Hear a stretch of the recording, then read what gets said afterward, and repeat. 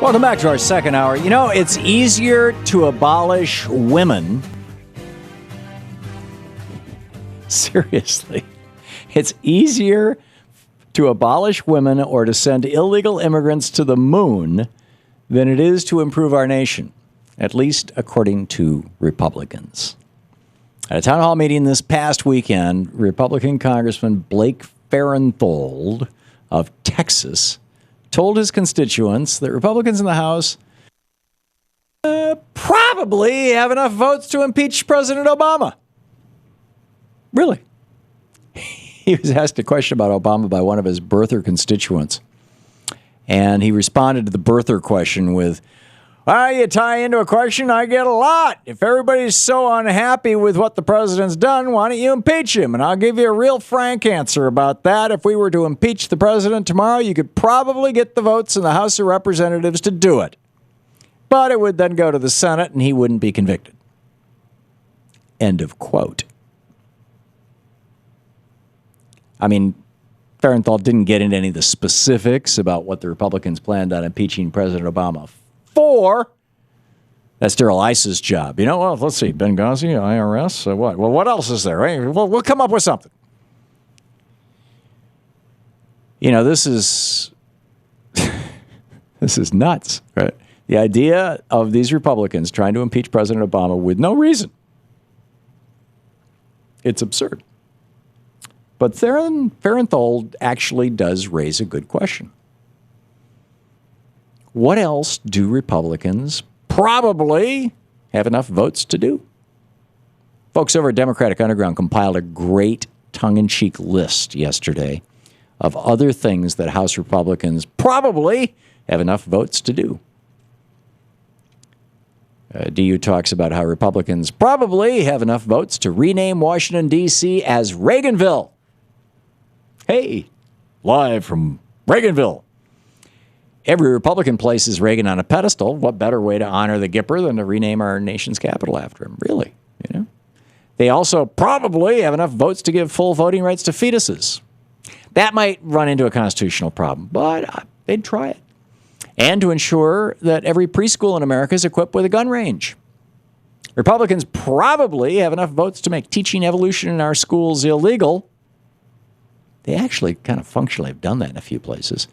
And at the same time, they probably have enough votes in the House to amend the Constitution's opening sentence to read, "We, the Koch brothers."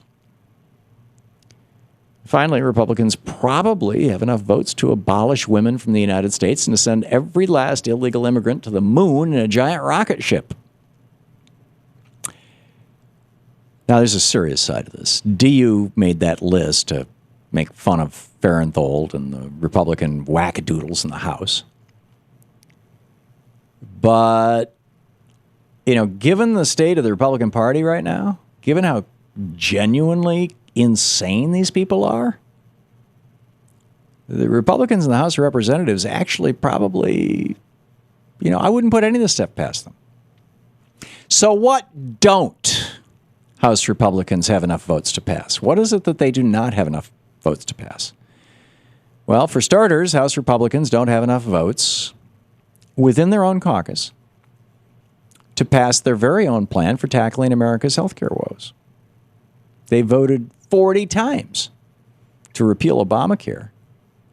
But have they ever introduced their own plan to make healthcare, you know, just basic, affordable, accessible to Americans? How many times? Zero. Republicans in the House don't have enough votes to pass comprehensive tax reform, something that might make wealthy Americans pay their fair share. Not going to happen. At the same time, they don't have the votes to close the corporate tax loopholes that allow corporations to make billions in profit. Corporate profit right now is higher than it has ever been in the history of the United States, at least as far as we know. And their taxes are the lowest it's ever been. In fact, since Reagan came into the White House, corporate profits have skyrocketed while corporate income taxes have dwindled. For example, B of A, Bank of America, $17.2 billion in profits offshore in 2010. How much did they pay in taxes? Zero. Telecommunications giant Verizon $19.3 billion in U.S. pre-tax profits from 2008 to 2012, but thanks to corporate tax loopholes, Verizon paid no federal income taxes during that period and instead got $535 million in tax rebates from the government. The chance of House Republicans passing corporate tax reform is about as likely as them passing any sort of comprehensive infrastructure bill. America's roads and bridges are collapsing. Our transportation systems are incredibly outdated. Our electrical grid not only looks like something out of the 19th century, it is out of the 19th century. But despite our nation's crumbling infrastructure, Republicans refuse to invest the money that's needed to move us into the 21st century. Republicans in the House don't have enough votes to make higher education affordable to Americans. Right now, you got between $900 billion and $1 trillion in outstanding student loan debt in the United States. $864 billion of that is federal student loan debt, which could be easily handled by Congress. These staggering figures are because, according to the College Board, the price of attending a public four-year college has risen 27% faster than inflation over the past 5 years. According to Bloomberg, since Reagan came into office, college tuition and fees have increased 1,120%. And finally, House Republicans certainly don't have enough votes to pass legislation tackling the greatest threat that our planet has ever faced. Or maybe not our planet, let's say the human race, climate change.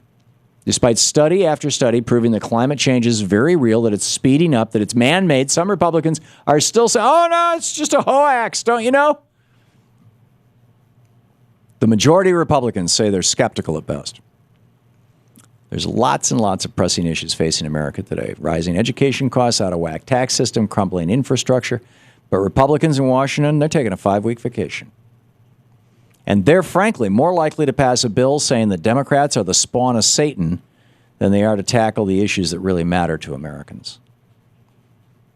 Bottom line, it's time for Americans to wake up to what the Republicans are all about. What they're all about, of course, serving exclusively the rich, the well-bred, and the well-fed, and vote them out of office.